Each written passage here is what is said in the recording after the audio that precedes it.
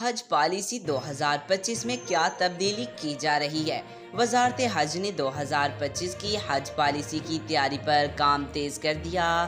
ذرائع کے مطابق حج پالیسی 2025 کا اعلان آئندہ ماہ کیے جانے کا امکان ہے۔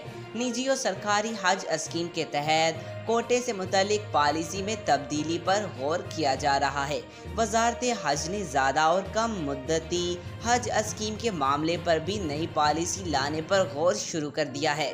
وزارت مذہبی امور کو عازمین کی طرف سے انتظامات پر شکایات موصول ہوئی تھیں۔ نئی پالیسی میں عازمین کی شکایات کے ازالے اور نئی سہولیات کی فراہمی پر بھی غور کیا جا رہا ہے۔ اسلام آباد کی طرح لاہور ایئرپورٹ کو بھی روڈ ٹو مکہ پروجیکٹ میں شامل کرنے کی درخواست کی جائے گی۔ آج تک کے لیے اتنا ہی۔ مزید ایسی معلوماتی ویڈیو دیکھنے کے لیے ہمارے چینل کو سبسکرائب کریں۔ ملتے ہیں اگلی ویڈیو میں، تب تک کے لیے اللہ حافظ۔